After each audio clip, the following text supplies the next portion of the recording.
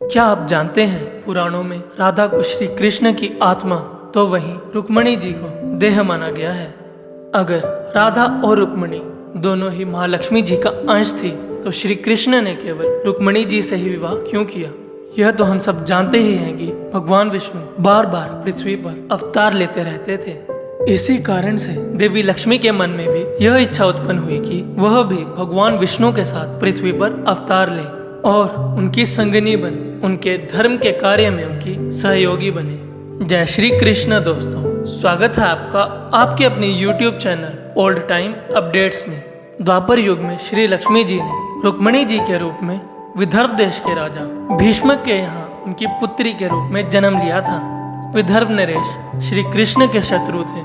यह सब जानते हुए भी रुक्मणी जी ने श्री कृष्ण से सच्चा प्रेम किया और यहाँ तक कि मन ही मन में उन्हें अपना पति मान लिया। जब रुक्मणी के बड़े भाई रुक्मी ने जबरदस्ती उनका विवाह शिशुपाल से करवाना चाहा, तब रुक्मणी ने केवल श्री कृष्ण को एक चिट्ठी लिखी जिसमें वो यह बताती हैं, मैं केवल आपको ही अपना पति मानती हूँ। उन्होंने पत्र में इस बात का भी उल्लेख किया था कि किस दिन उनका विवाह होने वाला है और वे उसी तिथि के अनुसार बलपूर्वक नगर में आए और उनसे विवाह करें, अन्यथा वे अपने प्राण त्याग देंगे। कृष्णा किस प्रकार विवाह करेंगे, कैसे रुक्मणी से मिलकर उनका हरण करेंगे, यह सारी योजना, यह सारी बातें रुक्मणी देवी पत्र में बता चुकी थी।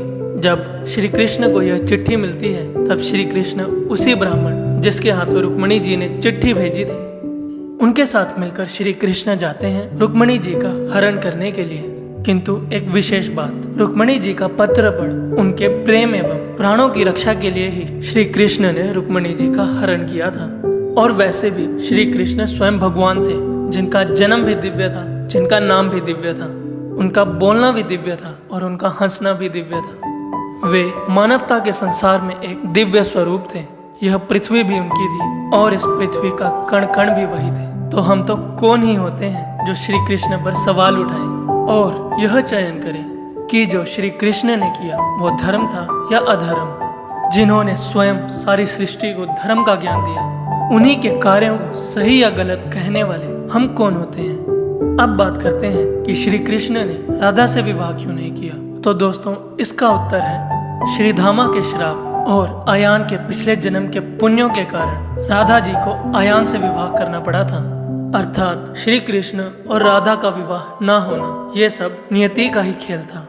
किंतु हर जन्म में अपने नारायण की संगिनी बनने का वो प्रण भी तो महालक्ष्मी अधूरा नहीं छोड़ सकती थी। इसीलिए उन्हीं महालक्ष्मी जी ने माता रुक्मणी जी के रूप में जन्म लिया ताकि वे श्री कृष्ण अर्थात नारायण से विवाह कर सकें और उनके धर्म के कार्यों में उनकी सहयोगी बन सकें। परंतु अगर गर्ग संहिता और ब्रह्मा वैवर्तन पुराण को सत्य माने तो इसके अनुसार तो राधा जी ने सबसे पहले श्री कृष्ण से विवाह किया था और वे श्री कृष्ण की सबसे पहली पत्नी थी। ब्रह्मा वैवर्तन पुराण के अनुसार तो ब्रह्मा जी ने स्वयं बचपन में उनका विवाह करवाया था। कुछ मत ऐसा कहते हैं कि राधा जी ने स्वयं ही श्री कृष्ण से विवाह करने से इनकार कर दिया था, क्योंकि राधा एक ग्वालन थी और कंस का वध करने के पश्चात श्री कृष्ण राजकुमार बन गए थे और प्रजागण किसी राजकुमारी को ही श्री कृष्ण की संगिनी के रूप में देखना चाहते थे। यहाँ तक कि कुछ मत तो ऐसा भी कहते हैं राधा कृष्ण की प्रेम कहानियां कलयुग के दौरान लिखे कुछ पुराणों से प्रेरित है। किंतु यह सब तो केवल लोगों के मत हैं। इन सब का कोई भी प्रमाण हमें किसी भी मूल ग्रंथ में नहीं मिलता।